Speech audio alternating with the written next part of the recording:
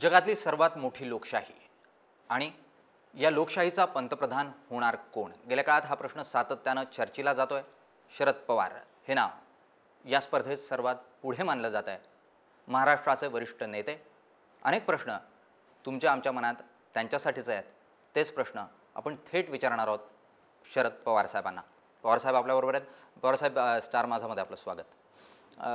गेले 40 वर्ष तुम्ही महाराष्ट्राच्या राजकारणात वावरताय, पण फक्त एक राजकारणी म्हणून नाही, तर समग्र असा विचारसरणीचा एक नेता किंवा साहित्य, कला, संस्कृती अशा प्रत्येक प्रांतामध्ये वावरणारा असा नेता म्हणून तुमच्याकडे बघितलं जातं. कधी असं वाटलं की थांबावं आता? याच वेळी मी ठरवलं होतं की निदान डायरेक्ट निवडणुकीच्या प्रक्रियेपासून थांबावं. याचा अर्थ संसदीय कार्यपद्धतीपासून थांबायचा विचार माझ्या पुढे नव्हता. मी एवढंच ठरवलं होतं की निवडणुकीला उभं राहायचं नाही, राज्यसभेत जायचं आणि राज्यसभेत जाऊन पुन्हा देशाच्या प्रशासनामध्ये, राजकारणामध्ये राहण्याचा प्रयत्न करायचा. पण डे टू डे आज ज्या पद्धतीने कष्ट घेतो त्याच्यातनं हळूहळू थांबलं पाहिजे अशी इच्छा होती, पण ते नाही मान्य केलं पक्षांनी. काय कारण होती मुख्यतः? तुम्ही अनेक वेळेला बोलून दाखवलं की राज्यसभेत जायचं. त्याच्यामध्ये एक म्हणजे राज्यसभेत जाण्याच्यासाठी पक्षाच्याकडून मी सांगून जागाही ठेवलेली होती. कुणीतरी माझ्यासाठी राजीनामा देण्याच्या तयारीत होते, पण शेवटी पक्षाने माझ्या अपरोक्ष बसून असा निर्णय घेतला की निवडणुकीला सामोरं जाताना शेवटी कोणीतरी नेतृत्व करावं लागतं, कोणीतरी लीडर प्रोजेक्ट करावा लागतो. आणि आपण जर नेता लोकांच्या समोर न ठेवता जर आपण निवडणुकीला गेलो तर त्याचा लाभ राजकीयदृष्ट्या आपल्याला हवा आहे तेवढा होणार नाही. आणि म्हणून माझ्या परस्पर त्या सगळ्यांनी बसून, आमच्या सहकार्यांनी बसून एक दिवशी भुजबळांच्या निवासस्थानी प्रेसला सांगून टाकलं की मी माढा लोकसभा मतदारसंघातून निवडणूक लढवणार आहे आणि मी लोकसभा लढवणार आहे. आणि त्यांनी मला फोन करून नंतर सांगितलं की आम्ही असं असं केलेलं आहे, आम्ही नेहमी तुमचं ऐकतो, यावेळेला आमच्या सगळ्यांचं सामुदायिक मत तुम्ही ऐकलं पाहिजे. पहिल्या फळीतले नेते म्हणून तुमच्याकडे बघितलं जातं राष्ट्रीय राजकारणामध्ये, पण पक्षात जर आपण बघितलं तर दुसरी फळी अजून तयार व्हायला आणखी वेळ लागेल असं चित्र आहे की तयार झाली आहे? नेतृत्व सांभाळणे इतपत दुसऱ्या आमच्याकडे राज्यापुरता जर विचार केला तर पहिल्या फळीची नेतृत्व करणारी आज पिढी महाराष्ट्रात आम्ही लोक तयार करतो आणि ती त्याच्यात आम्हाला उत्तम यश मिळतं.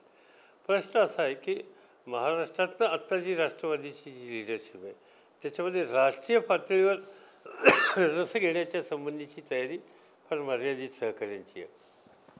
आणि ज्यांची तयारी आहे त्यांना देश पातळीवर सगळ्या राज्यामध्ये मान्यता मिळणं आणि एस्टॅब्लिश होणं याला थोडासा वेळ आहे. याच माध्यमातून सुप्रियाताई थेट राज्यसभेत पोहोचल्या असं म्हणायचं का, की इतर नेते नाहीत म्हणून सुप्रियाताई?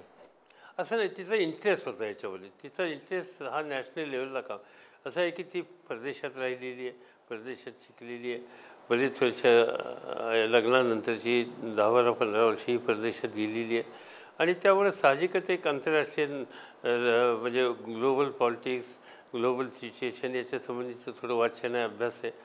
आणि तिचं लायकिंग हेच राज्यातल्या सगळ्या प्रश्नांच्यापेक्षा नॅशनल आणि इंटरनॅशनल इश्यूजवर आहे, त्यामुळे तिला तिचं जावंसं वाटलं. सुप्रियाताई सातत्यानं आसपास तुमच्या वावरल्या, अनेक पर्सनॅलिटीज, अनेक व्यक्तिमत्व जवळून पाहायची संधी त्यांना मिळाली.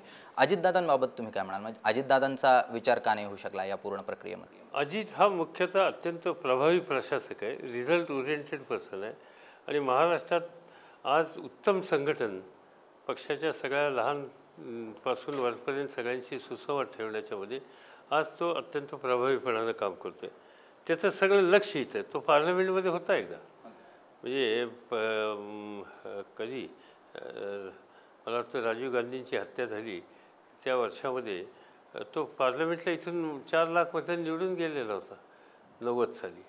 पण गेल्याच्या नंतर 2-3 महिन्यांनी मला केंद्र सरकारमध्ये घेतल्याच्या नंतर त्यांनी राजीनामा दिला आणि तो खाली आला आणि त्याला खाली येण्यात आनंद होता. तो खाली येऊन तो इथं काम करायला लागला. तो गेले 20 वर्ष झाली इथं महाराष्ट्राच्या विधिमंडळात आहे आणि he is quite happy here. सुप्रियाताई 3.5 वर्ष साधारण राज्यसभेत होत्या. राज्यसभेतला हा काळ म्हणजे त्यांच्या राजकारणातली इंटर्नशिप समजायची का?